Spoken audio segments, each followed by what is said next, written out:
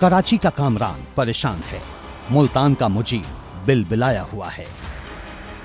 इस्लामाबाद का इमरान तो भयंकर जहनी बीमारी की तीसरी स्टेज तक पहुंच गया है। खुद सुन लीजिए। तो आप इसको प्रॉपर प्रोटेस्ट करें ताकि मुस्लिम कम्युनिटी की वहाँ पर आवाज़ बन सके और जो पाकिस्तानी हैं इनकी वैल्यूज़ क्रिएट हो सके। 3 दिन से पाकिस्तान में इसी तरह का मातम है। जब से अबू धाबी के रेगिस्तान में सनातन को सम्मान मिला है, तभी से पड़ोस का कट्टरपंथी मुल्क परेशान है। ऐसा होना नहीं चाहिए जो हो रहा है। अच्छा, कि मुस्लिम ममालिक में इस तरह की चीज़ें आना करना। लेकिन आपको पता है जैसे यूएई जो है वहाँ पे बहुत सारे लोग जाते हैं, पाकिस्तान से, इंडिया से, बांग्लादेश से, सिख भी जाते हैं, डिफरेंट लोग होते हैं। तो माइनॉरिटीज के लिए उन्होंने मंदिर बनाया है। तो क्या कहना चाहेंगे एज पाकिस्तान? मुसलमान होने के नाते मैं तो यही कहूँगा कि मुस्लिम कंट्रीज जो हैं इनमें ऐसा नहीं होना चाहिए। मंदिर यूएई में बना है, जमीन यूएई ने दी है, लेकिन पीड़ा पाकिस्तानियों के पेट में हो रही है।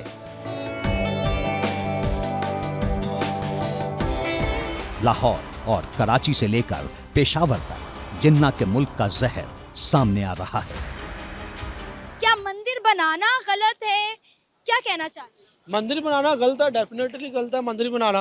अच्छा, अब वो इस्लामी मुल्क है और उसके अंदर मंदिर बन रहा है, तो ये तो गलत है ना, सरासर गलत है। पड़ोस के आतंकी मुल्क की ऐसी सोच से हैरानी नहीं है।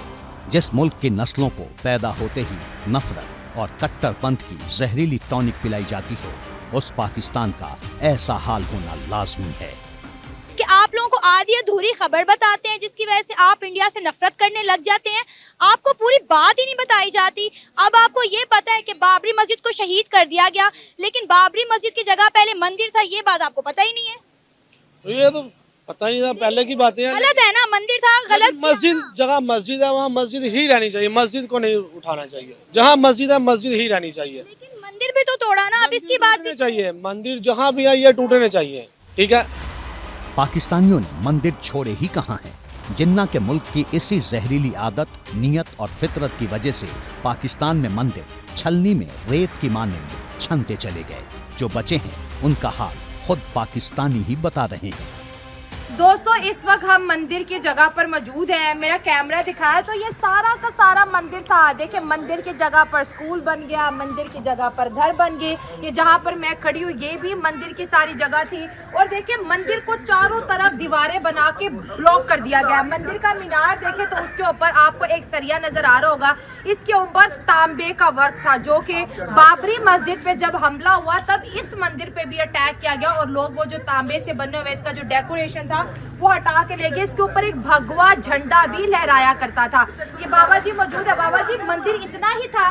कितना स्ट्रक्चर था इसका? कितने मीनार थे मंदिर के? मंदिर के 4 मीनार थे, अब तो एक रह गया। अब एक रह गया, बाकी किधर गया? बाकी गिरा तो लोगों ने थल्ले पे लोगों ने गिरा दिया। हम बात करते हैं हिंदुस्तान के मुसलमानों की। आज हम बात करेंगे पाकिस्तान के अंदर हिंदुओं के जो रिलीजियस जो प्लेसेस है उनके ऊपर। आज देखिए, हाउसिंग सोसाइटी बना गई और यहाँ पर पाकिस्तानी हिंदू बेचारे अपना नाम बदल के यहाँ पर रहते हैं। खंडहर में तब्दील होता ये लाहौर का मंदिर है, जो करीब 1 सदी से भी पुराना है। मंदिर के चारों तरफ पाकिस्तानी कब्जा कर चुके हैं। मंदिर तक जाने का हर रास्ता बंद हो चुका है।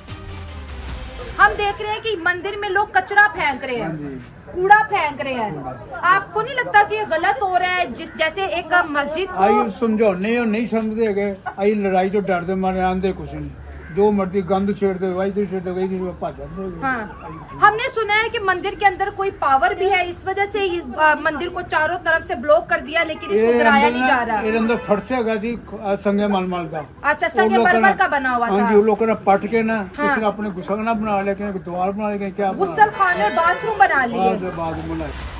दुनिया 21वीं सदी का आसमान देख रही है तो पाकिस्तान किसी टाइम मशीन में बैठकर 8वीं सदी के अरब की ओर जा रहा है। जिन्ना ने जिस सेकुलर पाकिस्तान को तामीर करने का ख्वाब देखा था, वो जिन्ना की मौत के साथ ही खंड खंड हो चुका था।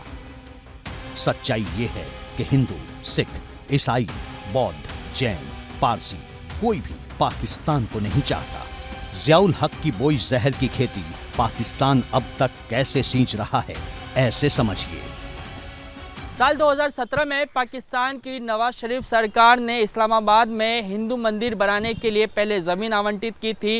इस ज़मीन पर कॉम्प्लेक्स नुमा इमारत में श्री कृष्ण का मंदिर बनने के साथ साथ लोगों की ठहरने की जगह, पार्किंग एरिया, शमशान घाट और कम्युनिटी हॉल का निर्माण होना था। मंदिर बनाने का काम शुरू भी हो चुका था, लेकिन पाकिस्तान के कट्टरपंथ का कीड़ा जाग उठा। मंदिर को लेकर सड़क से संसद तक विरोध होने लगा। यहाँ पे नहीं बनाना चाहिए, ये तो सरासर ज़्यादती। आप मेरे ख्याल में ये मंदिर नहीं बनना चाहिए। हमारे पास वहाँ मस्जिद है, बने सब मुसलमान बने, हिंदू नहीं रहना चाहिए। हमारा मजहब कहता है कि हर जो है ना दूसरे मजहब, उसकी इज्जत करो। एक दफा उनको उनकी जैसा मुंह हो ना, उसकी ऐसी चपेट भी मारनी चाहिए। इस्लामाबाद में रहने वाले हिंदू लंबे समय से मंदिर के लिए जगह मांग रहे थे, लेकिन ये ख्वाब पूरा नहीं हो पाया। पाकिस्तान के कट्टरपंथियों ने निर्माण वाली जगह पर तोड़ फोड़ के बाद कब्जा जमा लिया। जो इस्लामाबाद में मंदिर बन रहा है, आपका उसके बारे में क्या कहना है? देखिए, मैं तो यही कहूँगा कि इस्लामाबाद में जो मंदिर बन रहा है तो ये बनना ही चाहिए नहीं। हमारा इस्लाम तो इस चीज़ की इजाज़त नहीं देता, खासकर जो हिंदू बरादरी है उसको तो कभी भी इजाज़त नहीं होनी चाहिए। इस्लामाबाद के सैदपुर गांव में एक मंदिर हुआ करता था, लेकिन दशकों पहले ही वो मंदिर नष्ट हो गया था। इसीलिए नए मंदिर की मांग उठी थी, लेकिन मामला कोर्ट में चला गया, जो आज तक हल नहीं हो पाया। ये मंदिर बनना चाहिए इस्लामाबाद में? नहीं जी, मंदिर किसी सूरत में मुसलमानों के लिए एक देखना भी जुर्म है, तो बनाने में मदद अगर दी जाए तो वो तो ऊंचे किस्म का जुर्म है, जो कि इस्लामी दायरे से बंदा खारिज होता है। पाकिस्तान में अक्सर मंदिर तोड़ने की घटनाएं सामने आती रहती हैं। आज़ादी के बाद से अभी तक पाकिस्तान में कई मंदिर तोड़े जा चुके हैं, जिन्हें लेकर वहां का हिंदू वर्ग काफी विरोध भी करता रहा है।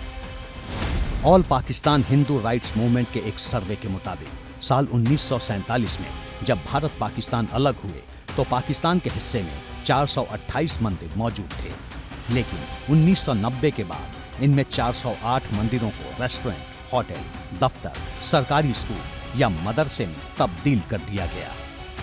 सर्वे के मुताबिक अल्पसंख्यकों की पूजा वाली करीब 1.5 लाख एकड़ जमीन पर पाकिस्तान सरकार ने कब्जा कर वो जमीन लीज पर दे दी। इनमें हिंदू, सिख और ईसाई धर्मस्थलों की जमीन थी। राम के शहर लाहौर और कसूर और लॉर्ड राम की धरती पाकिस्तान और बाबा गुरु नानक की धरती पाकिस्तान में गली गली में मंदिर और गुरुद्वारे हुआ करते थे पार्टीशन से पहले।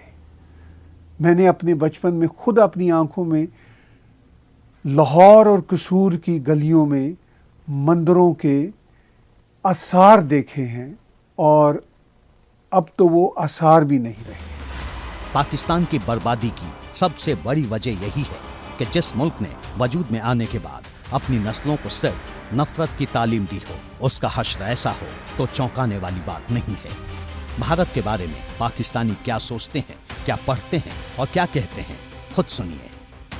सिख वो काफिर है, हम मुसलमान हैं। मुझे उनसे इसलिए गुस्सा आता है, वो काफिर है। मुझे उनके सूल, ये जो तरीक़ेकार है, पसंद नहीं है। उनकी वजह से हमारी आबादी बहुत ज़्यादा ख़राब हो गई है। उनके ड्रामे देख के, उनकी ये चीज़ें देख के, ये सारी बंद हो जाए। इनसे हमारा ताल्लुक कोई नहीं होना चाहिए। जो उम्र खेलने कूदने की होती है, जिस उम्र में आदमी को इंसान बनाया जाता है, उस उम्र में पाकिस्तानी बच्चों के जहन में नफरत का जहर कैसे भरा जा रहा है, जानना चाहते हैं तो पाकिस्तान की स्कूली तालीम को समझना होगा। पाकिस्तान के पंजाब बोर्ड की 4th क्लास की किताब के इस हिस्से को देखिए। लिखा है, आजादी के बाद मुस्लिम एक अपनी सरकार बनाना चाहते थे ताकि वो कुरान द्वारा निर्धारित इस्लामिक कानून के तहत जी सकें, लेकिन वे जानते थे कि भारत में हिंदू बहुसंख्यक हैं। ऐसे में वे अपना कानून लागू करेंगे। इस कानून में मुसलमानों के साथ अछूत जैसा व्यवहार किया जा सकता है। ऐसे एक नहीं, हजारों किस्से हैं। पाकिस्तान में पैदा होते ही नई नस्लों को नफरत की घुट्टी पिला दी जाती है। खुद पाकिस्तानियों से सुनिए। हमने तारीख के नाम पे झूठ बोला है, अपनी नस्लों को झूठ पे पाला है। एक बात तो ये हमें समझ लेनी चाहिए। दूसरी बात, पाकिस्तान के हवाले से जिसका मैं आज तक मुझे कोई तसल्ली बख्श जवाब नहीं दे सका, कि आज बर सगीर का मुसलमान जो है वो 3 हिस्सों में बटा हुआ है। पाकिस्तान के स्कूल कॉलेजों में इस तरह की हिस्ट्री पढ़ाने के पीछे कोई ऐसी मिस्ट्री नहीं है जो समझ में ना आए। जिन्ना ने भले ही अपनी पहली तकरीर में एक सेक्युलर सोसाइटी बनाने पर जोर दिया था, लेकिन उनके वारिसों ने उनकी बात अनसुनी कर दी। नतीजा ये हुआ कि इतिहास की किताबें लिखने वालों ने नए हुक्मरानों का मुंह देखकर कलम चला दी। इसीलिए पाकिस्तान की नस्लें तबाह होती चली गईं। इंसानियत सबसे पहला होता है या मजहब? पहले मजहब होता है। ह्यूमैनिटी फर्स्ट नहीं है? वो क्या होता है? मतलब मैं कह रही हूँ कि इंसानियत को अहमियत देनी चाहिए या फिर मजहब को देनी चाहिए? पहले मजहब को देनी चाहिए फिर इंसानियत को देनी अच्छा, चाहिए। मजहब को इतनी अहमियत क्यों देनी चाहिए? कि पहले मुसलमान बनेंगे तो ही इंसानियत करेंगे ना। अच्छा, मतलब इंसानियत दिखाने के लिए मुसलमान होना जरूरी है? हाँ जी। मतलब ये कहने का मतलब ये है कि जो मदरसा के बच्चे होते हैं, ये ज़्यादातर पाकिस्तानियों को यही सिखाया जाता है कि आपने रिलीजन को फर्स्ट रखना है, जबकि हमने ये देखा है जो मुल्क तरक्की करते हैं, आगे बढ़ते हैं, वो नेशन को फर्स्ट रखते हैं। तो कौम बेहतर होना, कौम को पहले रखना चाहिए? नहीं, कौम को बाद में, पहले मजहब को लेना चाहिए। बच्चों का कसूर नहीं है, ये उस शिक्षा के साइड इफेक्ट हैं जिसे पाकिस्तानी कट्टरपंथ की स्याही से लिखते रहे। इसीलिए जब भी यूएई में मंदिर का जिक्र होता है, पाकिस्तानी बिलबिला उठते हैं। नरेंद्र मोदी के पूरे वर्ल्ड में उनको उनकी इज्जत है, ठीक है, उनको वेलकम किया जाता है। अभी वो यूएई के सफ़र से वापस आए हैं, वहाँ पर बहुत बड़ा मंदिर बना दिया गया है और वहाँ के प्रिंस ने बोला आप बस उंगली रखें, आप जहाँ पर कहेंगे वहाँ पर मंदिर बन जाएगा। अस्तगफिरुल्लाह अस्तगफिरुल्लाह। इस तरह का तो इसका मतलब है कि हमें कोई भी पैसा दे के जो मर्जी करा ले हमसे, हम इसका मतलब है कि पाकिस्तान में कोई कारोबार नहीं है या बेरोजगारी है, तो हम अपना मस्जिद में बंद कर दें, वहाँ भी राम राम करना शुरू कर दें। जो मुल्क संविधान की जगह नफरत वाले फतवों पर चलता हो, वो भला किसी को कुछ नया बनाने और नया सोचने की इजाजत क्यों देगा? यही वजह है कि जब अरब से लेकर अमेरिका तक 140 करोड़ हिंदुस्तानियों की ताकत और काबिलियत का लोहा मान रहे हैं, तब पाकिस्तानी भीख मांगने को मजबूर हैं। भीख मैं जाता हूँ, मैंने काम नहीं दबा, मैंने हाथ कहाँ कर दिए, वो जाता है वो काम नहीं दबा, उसने हाथ फैला देते हैं। तो ये हाथ फैलाने की आदत कहाँ से आई है? हमें यहाँ से आई है, पाकिस्तान से आई है। पाकिस्तान से। तो ये आदत वजीर आजम से लेके आवाम तक चलती आ रही है। आवाम तक। इन्होंने तो बड़ी बात कर दी। ये कह रहे हैं कि भीख मांगना जो है पाकिस्तानियों की मजबूरी बन चुका है। वो पाकिस्तान में हो या पाकिस्तान से, भाई कोई काम नहीं तो भीख मांग लो। नहीं, भीख मांगना को नहीं है, बाकी मेहनत मजदूरी करके खाए ना, अपनी जहाँ पे मुल्क भी जाते हैं खाए ना, लेकिन कर नहीं ना रहे। सऊदी अरब पाकिस्तानियों को वापस भेज रहा है, कहते नहीं चाहिए आप लोग। आतंक और नफरत की खेती करने वाले पाकिस्तान को कोई नहीं चाहता, इसीलिए पड़ोस का मुल्क दिवालिया होने की कगार पर है। लेकिन सवाल बरकरार है कि 21वीं सदी के 24वें साल में भी 23 करोड़ पाकिस्तानियों की अक्ल 47 में ही क्यों अटकी हुई है? हुक्मरानों से शिकवा है तो आवाम से भी शिकायत है कि क्यों नहीं पाकिस्तान की नई पीढ़ी को तरक्की और अमन की राह पर चलने देती।